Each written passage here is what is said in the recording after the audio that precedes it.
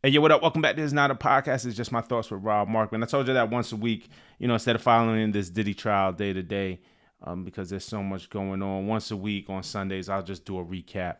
Shout out to Inner City Press. Use them, read them all week as a resource. He live tweets what's going on with testimony and the cross examinations in the courtroom, and the conversations that he's privy to between the lawyers and the judges on things that they decide. He puts an ebook every week.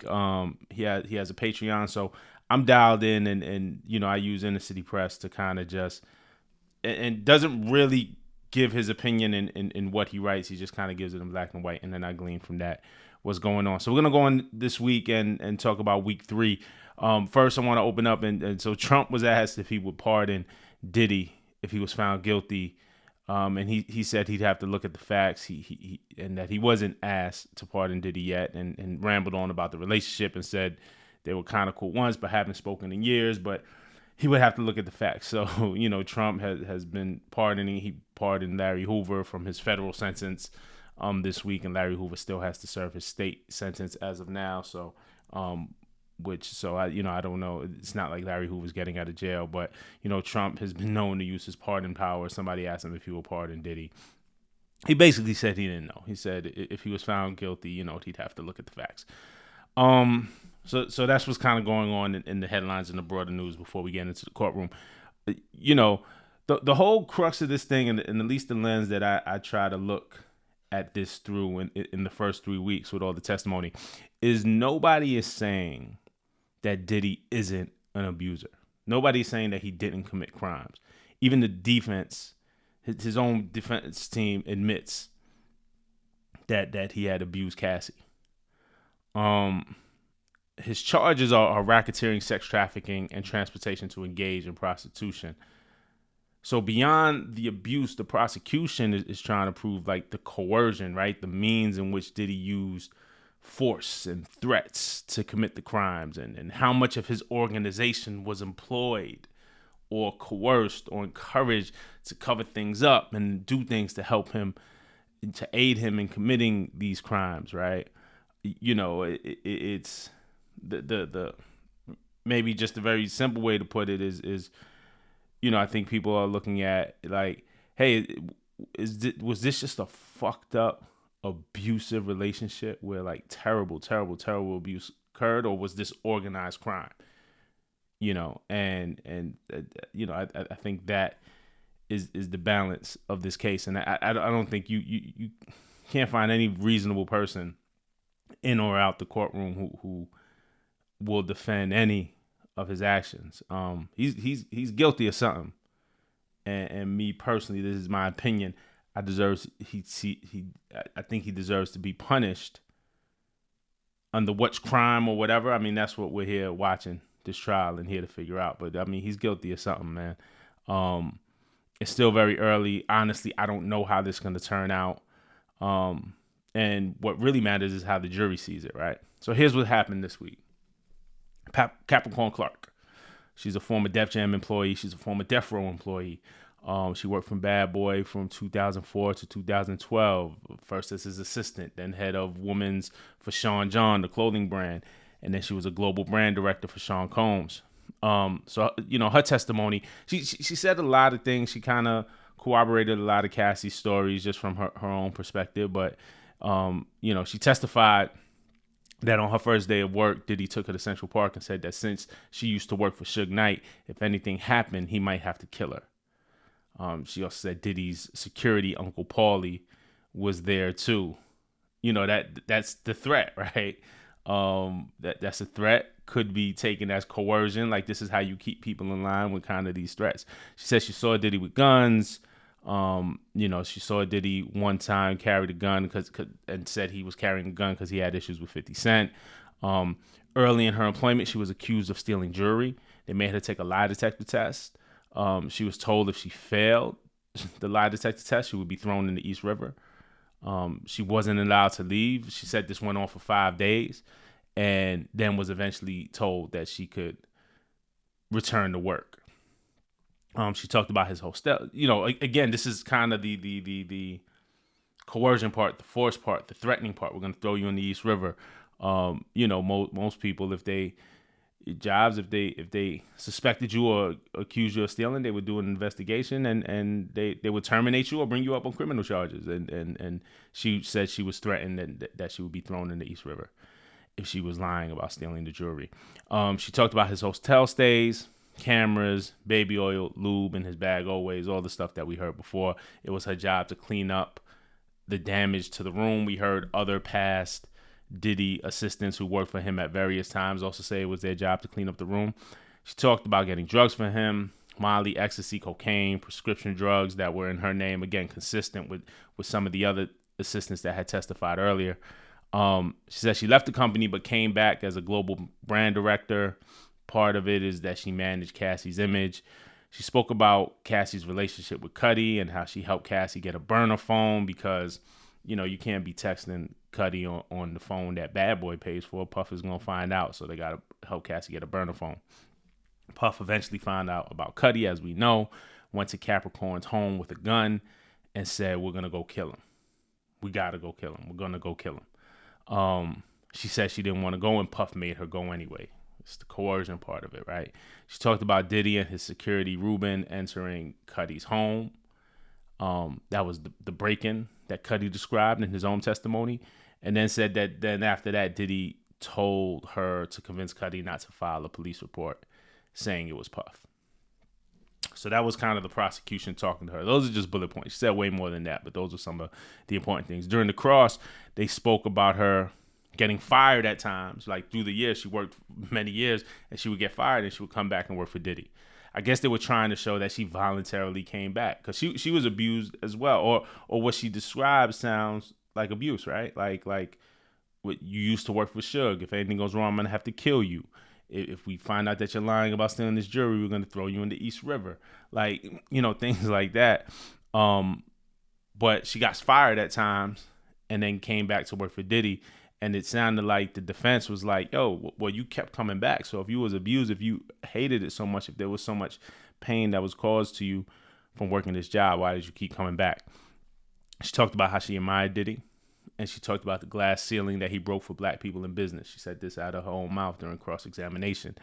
They got her to say in the cross that she didn't necessarily get along with Cassie at first, and she described Cassie as going from the sweet model to a feisty girlfriend.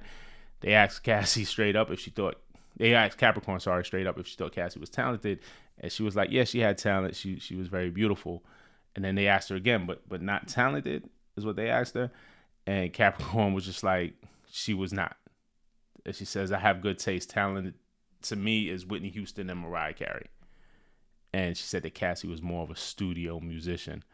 It didn't seem like Capricorn really wanted to be working with Cassie. She thought maybe working with higher quality artists, better artists, more regarded artists.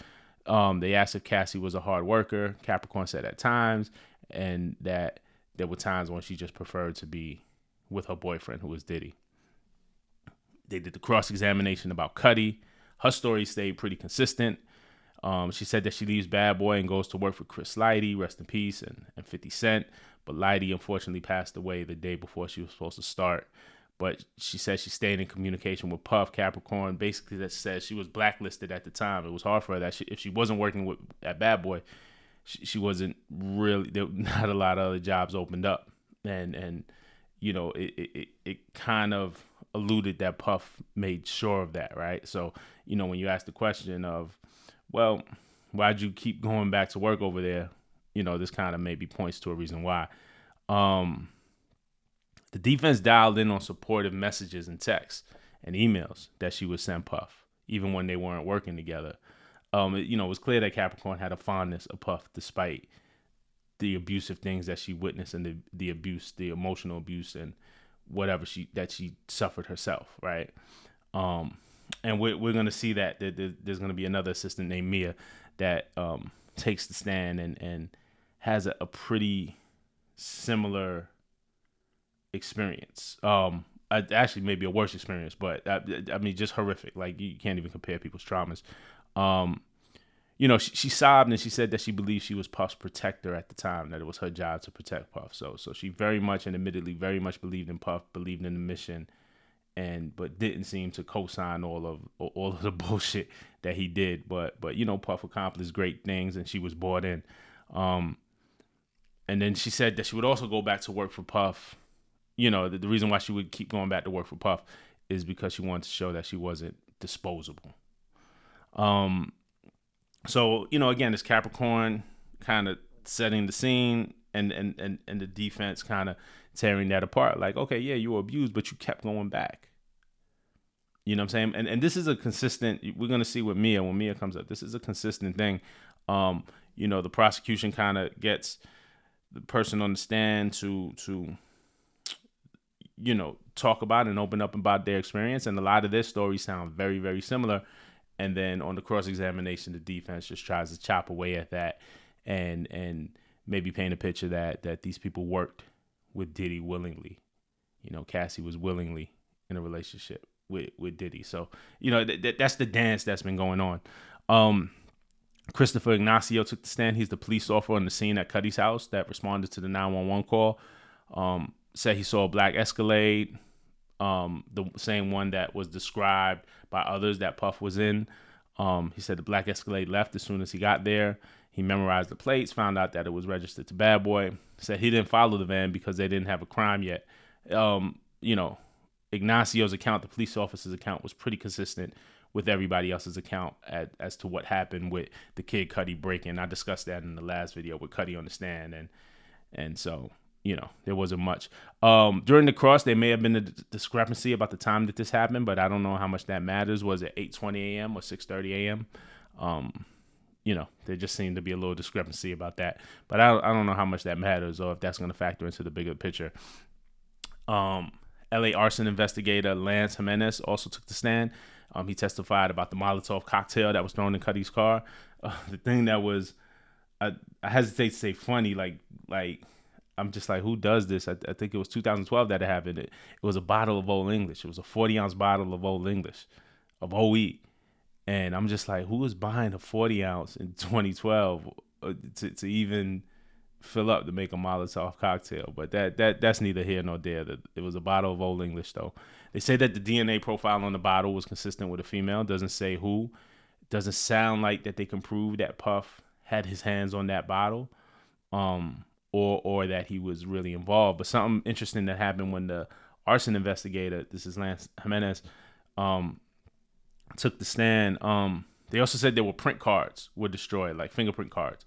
Mr. Jimenez says they were destroyed on the orders of someone in the LAPD.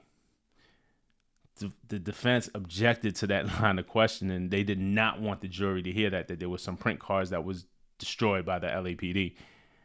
The idea was that some of the jurors, I guess, like in their pre-interview before they're selecting jurors, and who, but some of the jurors said that they believed that Puff can buy his way out of trouble. And the conspiracy theory, then, you take several steps to get here, but the conspiracy theory is that if the prints were destroyed by the LAPD, would members of the jury then make a connection into the notion that Puff somehow pulled strings to make that happen, even though it was never explicitly said. So this kind of played out in the courtroom. They took a break. The defense moved for a mistrial. They actually asked the judge for a mistrial based off of that. The judge denied it and instead told the jury that the questions and answers about the prints and the print cards being destroyed are irrelevant and not to be considered. And they moved on. Charges were never brought for the arson, and it's listed as an inactive case. The cross didn't seem to uncover much, but the whole thing with the LA arson investigator Lance Jimenez was that thing where the defense called for the mistrial. But again, the jury is asked not to consider that. So I don't know that comes up in the end anyway. Deonte Nash took the stand. He's a stylist and he's a friend of Cassie. He was subpoenaed, made it clear that he did not want to be there. He testified that he would witness that Diddy would threaten to beat Cassie and to release her sex tapes. You remember Diddy was taping the freak-offs. He wasn't in the video and was Cassie having sex with other men. So Diddy would threaten to release the sex tapes as a means to keep Cassie from leaving. And he said that Deonte Nash would say that Cassie would be super emotional after the threats. He testified about the violence before the OVO Fest. We talked about that in the previous video. When Cassie was headed to the OVO Fest, Puff beat her up and dragged her by her hair and hit her, according to Deontay's testimony, and we heard others testify that. Deontay said he tried to help. Said he jumped on Puff's back to fight him off, but he was thrown off. The other assistant that they call by the name Mia, that's not her real name, but Mia, who also testifies later, also tried to help. This was maybe the first time that I heard somebody testify that during, like, witnessing the violence, that they actually tried to help Cassie and intervene. If you remember Dawn Richard's testimony from the last video, she said that she felt guilty that she never really tried to intervene for the things that she witnessed. During this assault, Cassie's head hit the bed frame. She had a gash and she was bleeding, and Puff still continued to hit her, according to Deonte Nash's testimony. In other instances, he testified about more threats to release the sex tape, and Puff actually threatened to send it to Cassie's parents to their jobs so they would then get fired. He testified to more violence against Cassie, and more violence that Puff did, against Deontay himself. He said that he was afraid of Puff, so he never reported the violence that he suffered from Puff or things that he witnessed with Cassie. He said that Cassie would say that she didn't want to participate in the freak-offs, that when him and Cassie would speak about it, Cassie would express more than once how she did not want to participate in the freak-offs. Deontay also said that he didn't hate Puff. It's not in him to hate Puff. Now you start to see this consistency, right, of Capricorn saying she knew what Puff was doing was wrong, but she still believed much in Puff. Puff was a mentor to her. Puff, so even times when she wasn't working, she would send him messages. And Deontay hints at a similar thing. He doesn't hate Puff. It's not in him to hate. So during the cross-examination, they start to get at this. They establish in the cross that Deontay and Cassie are still friends, and that he spoke to her just the day before his testimony to congratulate her because she just had the baby. He said that he was the one who helped hook Cassie up to date Michael B. Jordan, and that they spoke about other boyfriends that Cassie had. But I guess during the cross, this came up to prove that Cassie wasn't exactly trapped. She had other boyfriends, or that she was cheating on Puff. But Deontay made it clear that he believed that her and Puff were broken up at the times when she was seeing, let's say, a Michael B. Jordan. There were questions about Cassie's 29th birthday party. And the defense pressed him about her, like, willingly packing up sex toys in the duffel bag without Puff asking, I guess, to go meet for a freak-off. But Deontay made it clear in the cross that Cassie didn't want to go. They asked him about his messages that he sent to Puff after Kim Porter and Andre Harrell, who was Puff's mentor, and the mother of Puff's children is Kim Porter, and she passed away, and Andre Harrell, his mentor, he passed away. And that Deontay would send messages to Puff after those deaths to make sure he was okay.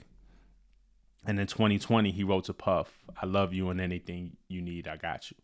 So again, you see this very consistent where people are taking the stands and saying, yo, I suffered abuse. Yes, Puff, we've seen terrible things, but people still feel an affinity towards him for whatever reason, right? Be it his celebrity, be it the like Capricorn said, the glass ceilings that he broke, the hope that he gave them, and probably the way that Puff treated him. Like, it was probably hot and cold. You know what I'm saying? Like there's times when he makes you feel like, Mia talked about this, there's times that he would accept you in. Yo, you're part of the club, and he'll build you up and then tear you down. So this is part of the trauma that all of these, it's just funny because it's all consistent with a lot of these, hey, yeah, we witnessed all these terrible things, but yes, when we weren't working together, I would still text on him to check on them, to tell them I love them, to tell them I support them, despite the abuse that they suffered or the abuse that they witnessed. Mia is another former Diddy assistant. This was the big one for the week, the big testimony. Her and Capricorn for sure. She was a former assistant. She held other positions. Her identity is protected. Her real name isn't Mia. However, a lot of people figured out who she is by her testimony, just by the positions that she held, and you can kind of look up different credits or different things off of stuff that she worked on. It wasn't hard to figure out. but I won't report on it. It doesn't matter who Mia was. Um, she started as his assistant. They started Revolt Films together. She said she was and still is friends with Cassie. She testified to the violence that she saw Puff, assaulting Cassie, like physically. She testified one time at a Prince party that one of Prince's bodyguards intervened while Puff was like on top of Cassie, either attacking her or just starting to attack her or ready to attack her. But Prince's bodyguards intervened one time. She said she never called the police. She never called the police because she believed his authority was above the police. And she said this was before Me Too, and this was before women speaking up.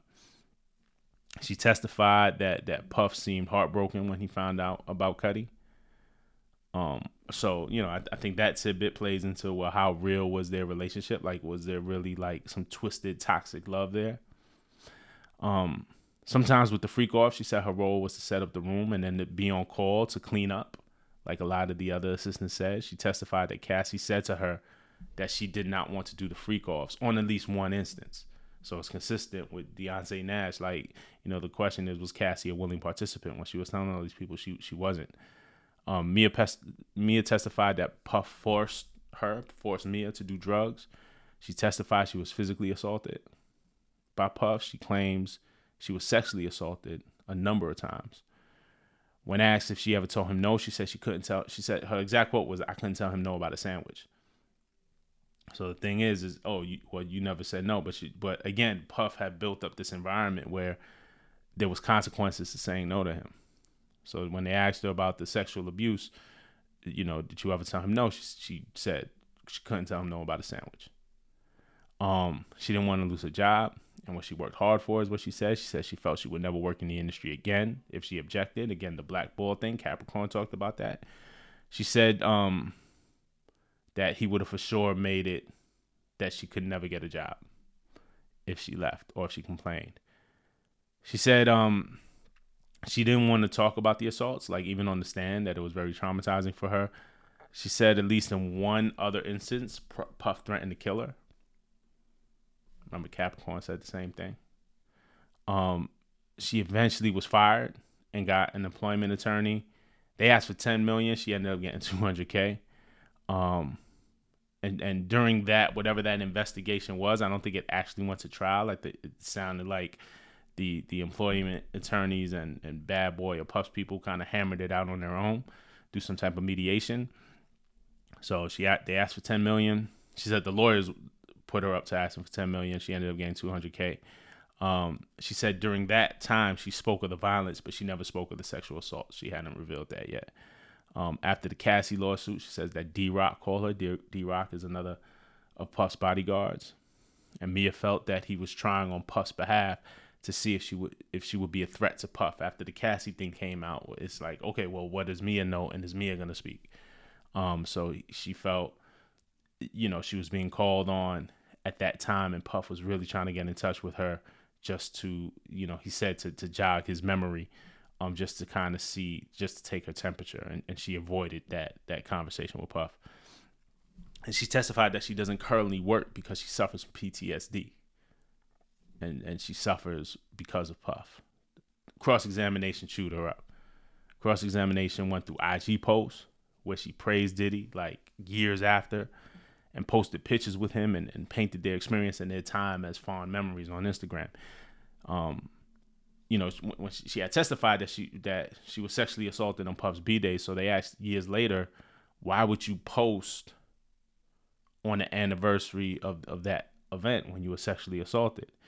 And she said she never saw it as the anniversary of her being sexually assaulted. She just saw it as Puff's B-Day. So in the years after the sexual abuse she suffered, she would still post birthday messages to Puff on IG. They pointed to a post where she called him a mentor and a brother. She said that she didn't think that people posted the bad on IG, and it was her job to promote. You know how they kind of say on social media, nobody shows you the bad days, they just show you the good stuff. So that's what she seemed to be testifying to. They asked her, because she would write that Puff was her best friend on social media and this and that, and they straight up asked her, how are you best friends with a man who raped you? Straight up asked her that. How are you best friends with a man who raped you? And she said, ask my therapist. Again, abuse is very, very complicated. You know what I mean? And she said, ask my therapist. She made a scrapbook of articles on Puff from 1991 till now, so he could see how far he came. So it was a very loving gesture, a very loving book of just to show Puff, to remind him all that he's accomplished. And they showed that scrapbook to the jurors. Again, what they're trying to do is, despite, when the prosecution is there, Mia's talking about the abuse that she suffered, how much she was hurt, and what the defense is getting at is like, yo, you actually love Puff. Like, you actually, like, this was your best friend. This was your mentor. These were the gifts that you gave him. These were the ways that you talked about him on social media. Defense tries to paint, why does she love a man so much and care for a man so much who abused her like he did? And she responded that, it was the psychological abuse. They asked her if she lied about Puff. And, particularly the assaults. They straight up asked her, hey, you was on the stand, you told all this, and did you lie about it?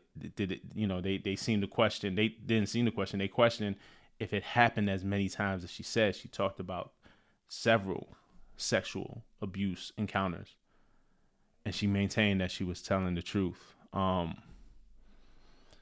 She was apparently being fired in one instance and talked with another Puff assistant about taking her own life, another Puff employee. So she was like being fired, and she kind of said, well, now she has nothing to live for if she didn't have this job. And she was talking about taking her own life, feeling like her life was over.